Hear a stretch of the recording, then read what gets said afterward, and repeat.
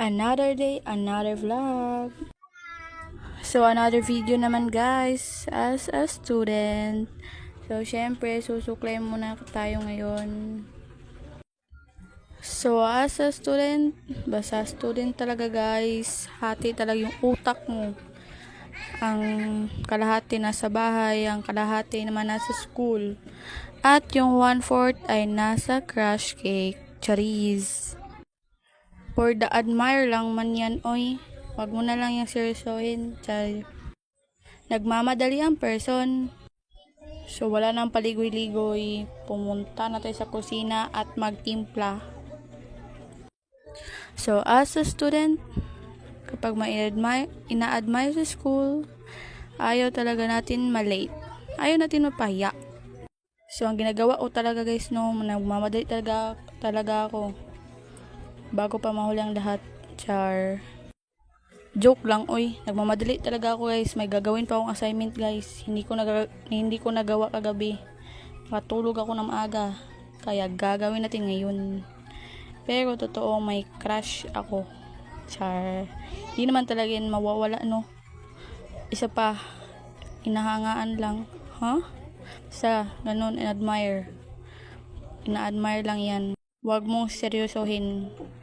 Mapapatay ka. Charis. Totoo talaga yun, magagawin akong assignment. So, nagmamadali talaga yung person na yan. Tingnan nyo naman yung galawan niya, parang patay. Pero ang utak talaga yan guys, nasa assignment for the research, slogan, like that. So, wala muna tayong like, ayun, crush mo. Isasantabi muna natin for the minute lang. So, ngayon, gagawa na tayo na assignment. Sus, nagpa-cute pa talagang isang to. Di ka rin magusto ng crush mo, eh. Kaya, kumuha na tayo ng upuan. Char. So, nagmamadali na tayo niyan. So, for the upo ng person, lutang na naman. Mag-iisip kung ano mangyayari mamaya sa oral. So, may oral kami mamaya guys, mga 10 a.m. Pero hindi ko mabibidyoan kasi nga bawal phone. So, ikwento ko na lang kung ano mangyari sa next video. So, habang nag-iisip ako sa oral namin, naalala ko na may ininit pala akong pinakuluan. So, for the kuha ng thermos ang person. Dahil sa quizzes, oral, nakalimutan ko na may ininit pala ako. So, ayun na nga, nilagay ko na nga yung ininit sa thermos. Kailangan talaga natin mag-init guys. Wala nang init. So, habang nilalagay ko ang pinakuluan kong tubig na nakamuntik ko nang malimutan at nalagay na rin sa wakas. Pero sa sitwasyon kong yan, nangangamba na para mamaya for the oral. So, ayun na nga, nag-review na talaga ako bago pa ako mapahiya sa room. Bago pa malaman ng crush cake ko na kabubuhan ko. Char, kailangan talaga review bago ka sumalang sa gera. So, kapares lang yan sa pag hindi ka naka-training, so patay ka agad sa gera, diba? So, yun na yun. Guys, i-rate nyo na lang yung mukha ko. For the problematic ang person. Tignan nyo naman yung mukha yan, oh. Hindi na ma-drawing.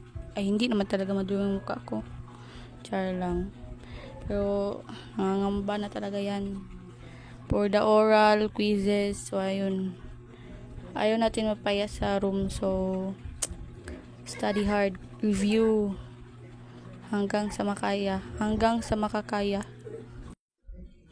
Ang reason bakit 1/4 lang ang binigay ko na utak sa pag-isip sa crush ko kasi nga 1/4 lang din yung chance napansinin niya ako. Char. So, wala kami sa level na like hindi kami close. Pero nag-uusap, pero hindi close. Yun lang. Ina-admire lang natin yun. Kaya 1/4 lang yung binigay ko na utak. Isip kung inspiration lang, ganun. kayo na maghusga guys.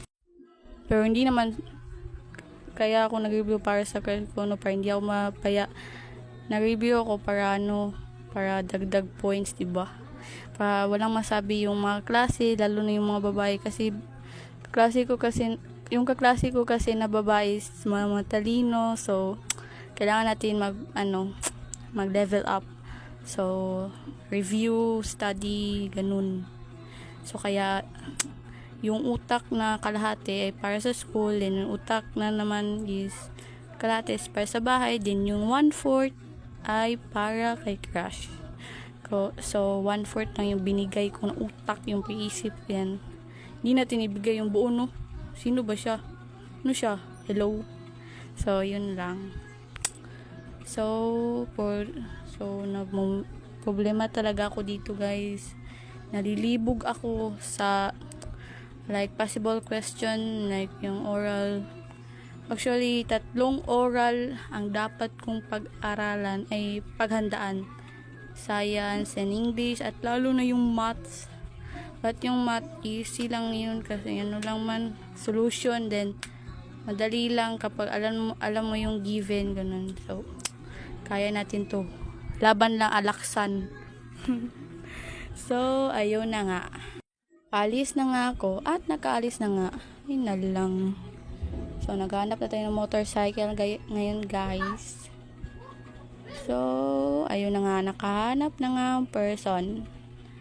Nagmamadali na bago pa ma-late. Yun na nga guys, nakasakay na ako. So yun na. So babiyahin naman tayo ng matagal. So malis ako ng Bayis around 5:10 AM. Diba? So ito na guys, nasa kalsada. Sa kalsada na to. Kanina nasa pa lang yun. So ito na, nasa gate na ako ng school. So for the check ang guard ng mga bag. So ayun nga guys, for the check talaga yung guard namin dito. So nakapasok na ang person. Nangangamba sa oral. So ito na nga. So habang nagbibideo, nangungurog talaga ako. Nangangamba. Kala ko late na ako. Sus, pagtingin sa room, ayun, walang tao. Wala pang tao. Sobrang kalat ng room. Ay, may isa pala. So, sobrang ngit-ngit guys. Sobrang dilim. Sobrang kalat ng room namin guys. Parang binagyuhan. So, ang kasalanan nito is secret. Siyempre, yung pangapon guys, hindi sila naglinis.